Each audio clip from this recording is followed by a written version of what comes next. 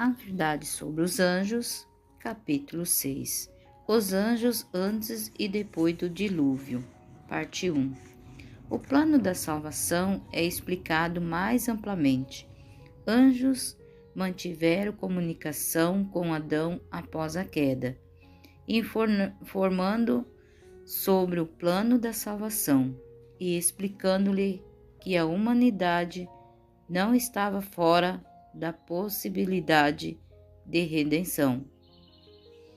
Anjos informaram Adão que, assim como sua transgressão tinha produzido morte, infelicidade, vida e imoralidade viriam mediante o sacrifício de Jesus Cristo. O jardim do Éden permaneceu na terra muito tempo depois que o homem fora expulso do seu agradável caminho. Gênesis 4,16. Por um prolongado período foi permitido à raça decaída contemplar o lar da inocência, cuja entrada era vedada pelos anjos vigilantes. Adoração junto à porta guardada pelos querubins. Na estrada do paraíso guardada pelos querubins, revelava-se a glória de Deus, e para ali vinham os primeiros adoradores. Foi ali que Caim e Abel trouxeram seu sacrifício, e Deus concedeu em seu comunicar com eles. O Santíssimo não podia negar a existência do Éden enquanto este permanecesse à vista. Com sua entrada guardada pelos anjos vigilantes, a ordem na criação, o objetivo do jardim e a história de suas duas árvores tão intimamente unida com o destino do homem eram fatos indiscutíveis. A existência e suprema autoridade de Deus, bem como a obrigação imposta por sua lei, eram verdades que os seres humanos demoraram para colocar em dúvida enquanto Adão esteve entre eles. Caim e Abel tinham sido instruídos com respeito à provisão feita para a salvação da humanidade. Deles era requerido que praticasse um sistema de humildade, obediência, mostrando sua reverência a Deus, em sua fé no Redentor prometido, dependendo dele por meio da morte dos primogênitos do rebanho e da solene apresentação do sangue como uma oferta queimada a Deus. Caim estava disposto a seguir estritamente o plano de obediência e procurar com um cordeiro para oferecê-lo, com a fruta da terra. Apenas tomou do fruto da terra e desrespeitou as exigências de Deus. Abel aconselhou o irmão a não ir adiante do Senhor sem o sangue do sacrifício. Caim, sendo o mais velho, não quis ouvir seu irmão. Abel trouxe dos primogênitos de seu rebanho e do melhor, como Deus havia ordenado, e cheio de fé no Messias por vir e com humilde reverência, ele apresentou sua oferta e Deus aceitou. Uma luz brilhou no céu e consumiu a oferta de Abel. Caim não observou manifestação de que sua oferta tivesse sido aceita. Irou-se com o Senhor e com seu irmão. Deus condescendeu e enviar um anjo para conversar com ele. O anjo inquiriu quanto à razão de sua ira e informou de que se ele fizesse o bem e seguisse as orientações dadas por Deus, ele o aceitaria, estimaria sua oferta. Contudo, se ele não se submetesse humildemente aos planos divinos, crendo e obedecendo, Deus não poderia aceitar a oferta. O anjo declarou a Caim que isso não era injustiça da parte de Deus, ou parcialmente mostrada para com Abel, mas que era em consequência de seu pecado e desobediência à expressa ordem de Deus, que ele não aceitaria a oferta, e se ele agisse corretamente, seria aceito por Deus. Mesmo depois de ser assim fielmente instruído, Caim não se arrependeu. Era sua inveja e orgulho, contendeu com Abel e reprovou. Enquanto Abel justificava o plano de Deus, Caim se tornou tão enraivecido que sua ira cresceu e ardeu contra Abel, até culminar no assassinato do irmão. Adão e os anjos instruíram os antediluvianos. As vantagens dos homens daquela época, antes do dilúvio, para adquirir conhecimento de Deus, mediante suas obras, nunca foram igualadas desde então, e assim, longe de ser uma era de trevas religiosa, foi uma época de grande luz. Todo o mundo teve a oportunidade de receber instruções de Adão, e os que temiam o Senhor tinham também a Cristo e os anjos como seus instrutores. Os seres humanos naqueles dias, antes do dilúvio, viviam quase 1000 anos, e anjos os visitavam com instruções providas diretamente de Cristo. Enoque escutou dos lábios de Adão a dolorosa história da queda e a preciosa promessa da condescendência, graça de Deus em oferecer o dom de seu Filho como Redentor do mundo. Creu nela, sobre ela repousou. Enoque era um santo homem, servia a Deus com singeleza de coração. Compreendeu a corrupção da família humana e separou-se dos descendentes de Caim, reprovando-os por sua grande maldade. Seu coração se agitava ao testemunhar diariamente como pisavam a autoridade de Deus. Decidiu separar-se deles e gastar muito de seu tempo em solidão, devotando-se à reflexão e oração. Esperava diante de Deus e orava para conhecer mais perfeitamente a sua vontade, a fim de pedir realizá-la, e Deus se comunicava com Enoque por intermédio de seus anjos, dando-lhe instruções divinas. O Senhor lhe revelou que não suportaria para sempre a rebelião do ser humano, que seu propósito era destruir a humanidade pecadora pelo derramamento de um dilúvio de água sobre a terra. O Senhor explicou mais amplamente para Enoque o plano da salvação e, pelo espírito de profecia, transportou ao longo de gerações que viveriam depois do dilúvio. Ele mostrou os grandes eventos relacionados como o segundo advento de Cristo e o fim do mundo. Enoque sentira-se perturbado com respeito aos mortos. Parecia-lhe que os justos e os ímpios iriam para o pó juntamente, e que esse seria o fim de ambos. Não podia ver claramente a vida do justo além da sepultura. Em visão profética foi instruído com relação ao Filho de Deus, que devia morrer como sacrifício pela humanidade, e lhe foi mostrada a vinda de Cristo nas nuvens do céu, acompanhado dos multidões de anjos, a fim de dar vida aos justos, mortos, e resgatá-lo da sepultura.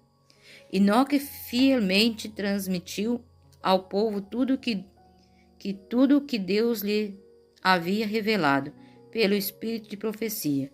Alguns creram em suas palavras e volveram de sua maldade para o temor e adoração a Deus. Enoque escolhia certos períodos para retiro, não desejando que as pessoas encontrassem, pois elas interrompiam suas santas meditação e comunhão com Deus.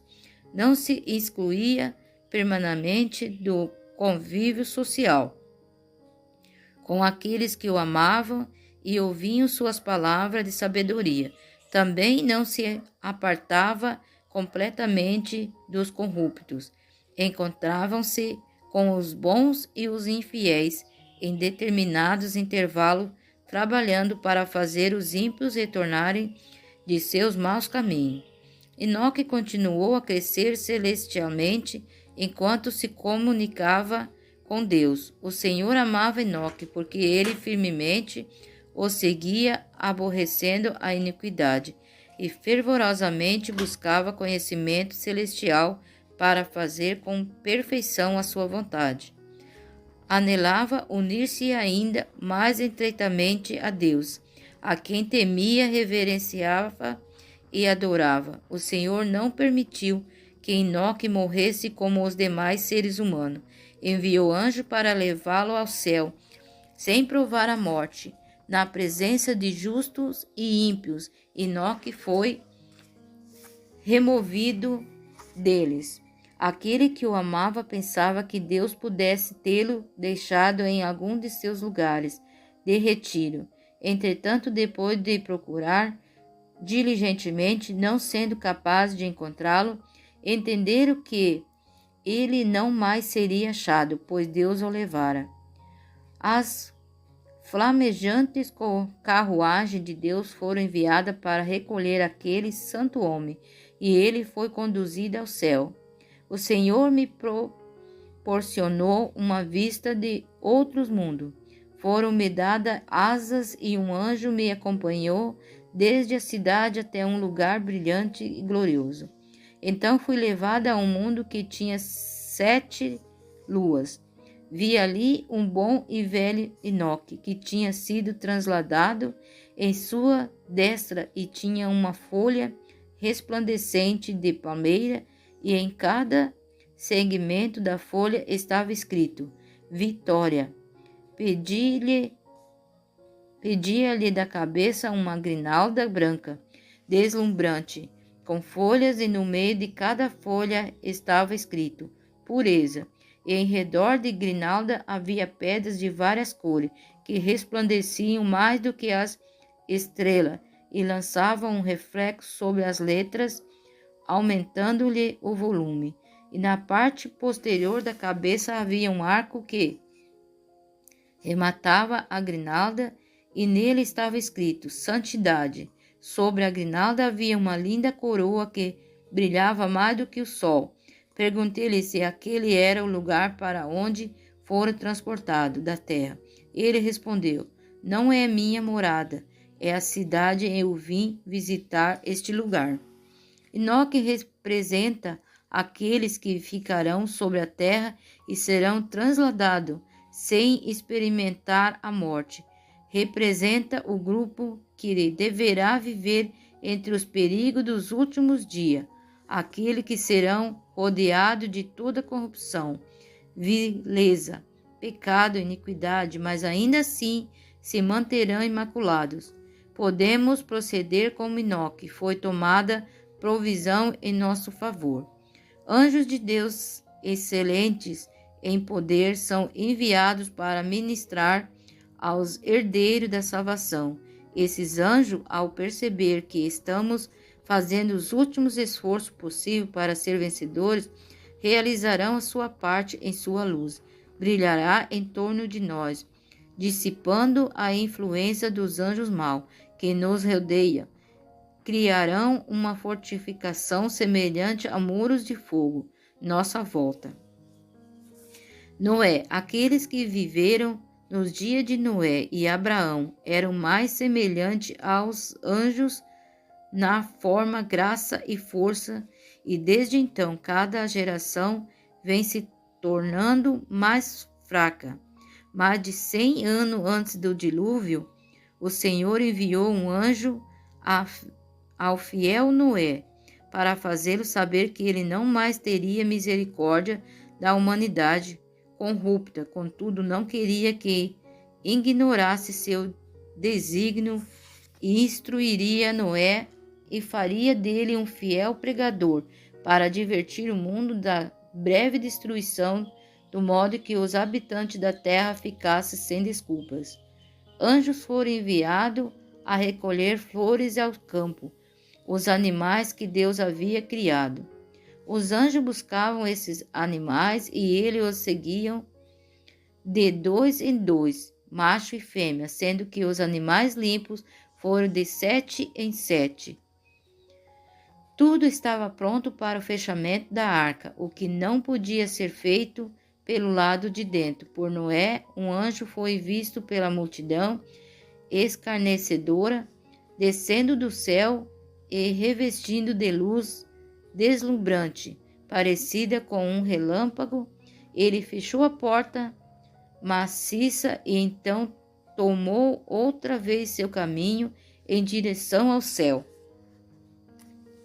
Chegando o dilúvio, apesar solene demonstração do poder de Deus, que havia contemplado da insuscitada presença dos animais que proviam dos bosques e campos em direção à arca do anjo de Deus, que desceu do céu revestido de terrível majestade e fechou a porta da arca, os antediluvianos endureceram o coração e prosseguiram divertindo-se e zombando das manifestações do poder divino. Entretanto, no 8º dia, os céus se enegreçaram e a chuva jorrou das nuvens situadas acima deles.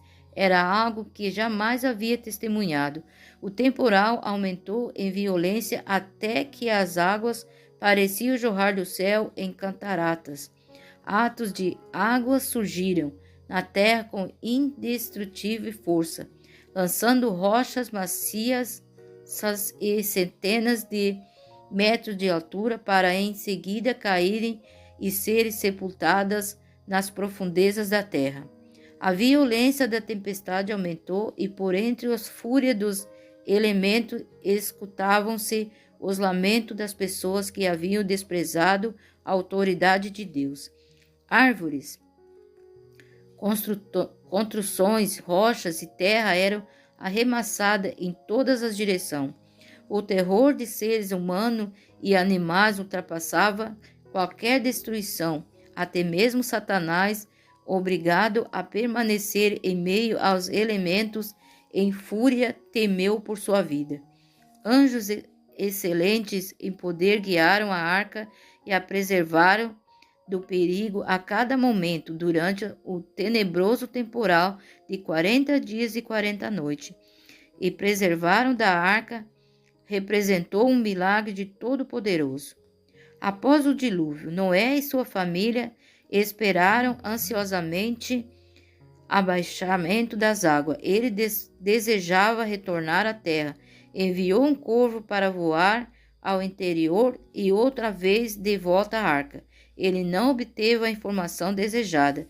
Então enviou uma pomba. Esta não encontrava lugar para pousar. Retornou à arca. Depois de 7 dias, a pomba foi novamente solta. E quando se viu em seu bico uma folha de oliveira, houve grande alegria por parte daquela família, de 8 pessoas que por tanto tempo haviam estado confinadas à arca. Novamente um anjo desceu e abriu a porta da arca. Noé podia remover a cobertura do barco, mas não era capaz de abrir a porta que Deus havia fechado. Deus falou a Noé por intermédio do anjo que abriu porta e ordenou àquela família que saísse da arca, levando consigo todos os seres vivos que haviam permanecido ali. Depois de sair da arca, Noé olhou para os animais fortes e ferozes que com ele saíram. Em seguida olhou para sua família e apenas 8 pessoas sentiu muito medo de que as feras o destruíssem. No entanto, o Senhor enviou um anjo a seu servo com esta mensagem: todos os animais da terra e todas as aves do céu terão medo e pavor de vocês. Tudo que se move sobre a terra e todos os peixes do mar serão entregues nas mãos de vocês. Tudo o que se move e vive servirá de alimento para vocês, assim como lhe dei a erva verde. Agora lhe dou todas as coisas. Gênesis 9, 2 e 3. Os construtores de Torre de Babel. Alguns dos descendentes de Noé logo começaram a apostatar. Alguns descriam de existência de Deus, outros criam que Deus existia. Aqueles que eram inimigos de Deus sentiam-se diariamente reprovados pela conversação honesta e vida piedosa daqueles que amavam, obedeciam e exaltavam a Deus. Os descrentes consultaram entre si, decidiram separar-se dos fiéis. Eles viajaram a uma certa distância daqueles, escolhendo uma vasta planície para habitar. Construíram então uma cidade e conceberam a ideia de edificação de uma grande torre que alcançasse as nuvens para que pudesse não mais ser dispersados. Construiriam suas torres e uma altura muito maior do que as águas haviam alcançado durante o dilúvio. E assim seriam como deuses e governadores do povo. Exaltaram-se contra Deus. Entretanto, ele não permitiria que eles completassem seu trabalho. Tinham construído a torre até grande altura, quando o Senhor mandou 2 anjos para confundi-lo em seu trabalho. Os anjos confundiram sua linguagem. Depois disso, não houve mais harmonia em seu trabalho. Irado uns com os outros e sem saber o que atribuir, os mal entendidos e estranhas palavras entre eles, abandonaram e empreitada, separaram-se uns dos outros e se espalharam sobre a terra. Até aquele tempo, os seres humanos haviam falado uma única língua. Raios do céu, como um sinal de ira de Deus, quebraram a porção superior da torre, lançando-o por terra.